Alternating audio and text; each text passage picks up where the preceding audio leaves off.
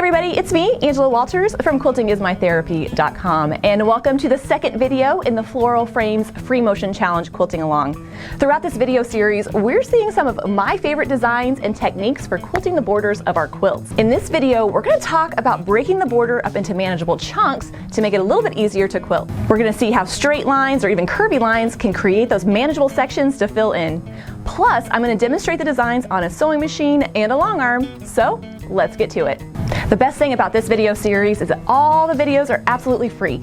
But it's not too late to quilt along with me on the custom panel I designed for the challenge. To find out more details about the panel and other coordinating and exclusive products, all you have to do is click the link in the description box below or scan the QR code. One of the trickiest parts to quilting border designs is quilting it so that it wraps all the way around and connects smoothly at the start and the end point. Especially when you're working with border designs that are more complex or have multiple steps to creating it, such as feathers or straight echo lines. In the last video of the series, we saw one way to avoid that by quilting border motifs in strategic areas in our borders to add a little bit of a wow factor. And while that looks great, with that technique, we're not necessarily getting that wraparound effect that you might be wanting for your quilts. Now in this video, I'm going to show you the chunking technique in which we'll still get that beautiful wraparound effect. But instead of quilting it in one long movement, we're going to break up the border into chunks to make it a little bit easier to manage. Basically, we're going to incorporate a second design to create a start and an end point so that we can then fill in the space between them and then move on.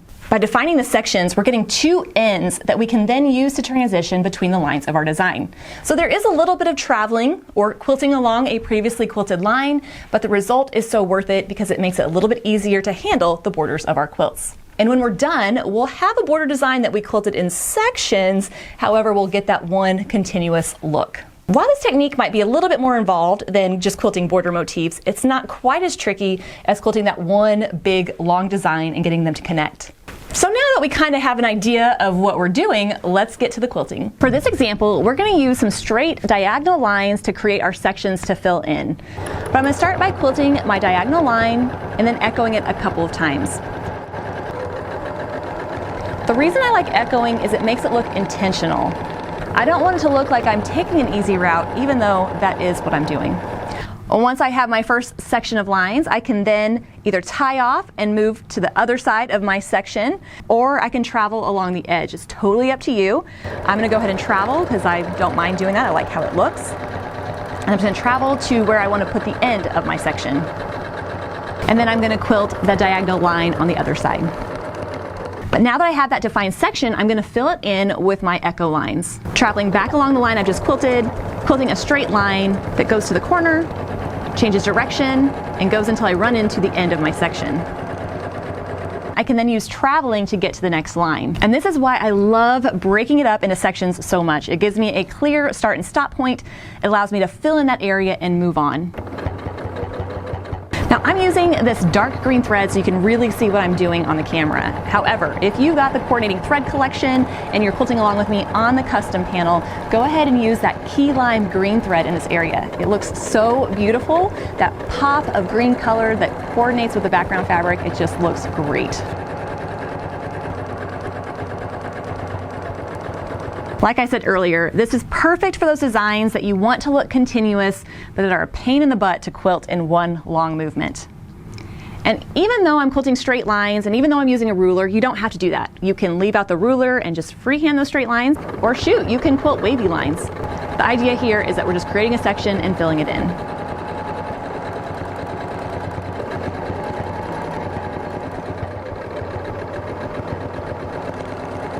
And once that section's filled in, I can go back and add my echo lines on that other side, and then move on to my next section, create that boundary, and fill it in.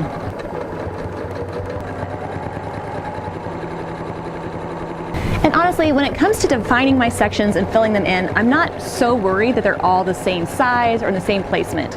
Instead, I like the more kind of random look of the placement. It really just depends on the quilt I'm working on and how much throat space I have available. And even though we've used straight lines to define that edge of our area, we can use wavy lines as well. Whatever you do, I just want you to take this technique or this idea and make it work for you. Change up the filler, change up the sides. It's totally up to you and whatever you feel comfortable quilting.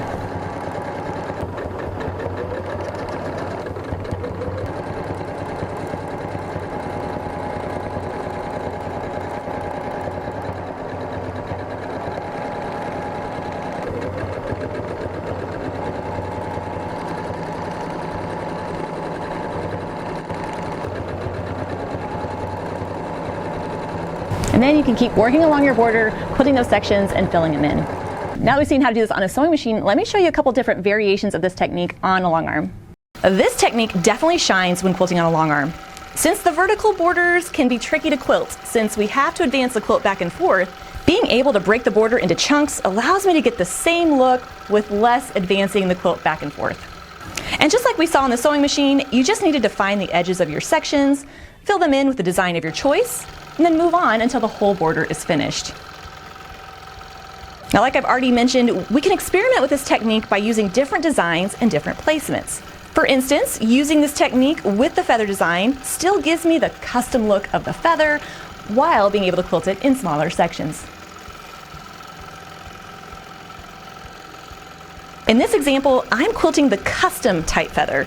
And if you want to learn more about quilting different types of feathers as well as how to turn the corner with them, check out my Fabulous Feathers Free Motion Challenge Quilting Along. In that video series, I talk all about different kinds of feathers.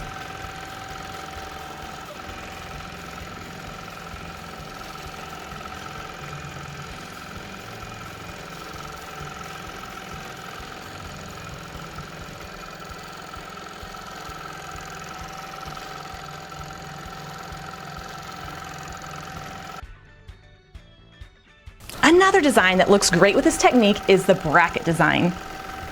It's a little curvy, a little pointy, and a whole lot of awesome. Just like the feather design, it can be a little tricky to quilt in borders, unless of course we use the chunking technique. Everything is still the same. I'm still defining the edges of my area, and I'm filling in the space between them with rows of brackets. And of course, traveling along the edge of my boundary gives me an easy way to transition between the rows. And if you want to try this design but need a little bit more help with it, check out the downloadable expanded resource PDF I put together with plenty of diagrams and tips for quilting all the designs seen in this video. To find out more about that, just click the link in the description box below. Now, whether you use the same design in all the sections around your quilt or switch it up with the placement of your sections or use different designs, this is a technique that is sure to make the quilting of your borders much easier. All right, now it's your turn. If you're quilting along with me on that custom panel I designed for the challenge, fill in the borders highlighted in red with the designs of your choice, using the technique of chunking up those borders to make it a little bit easier to manage. You can use the designs I showed you in the video or come up with your own.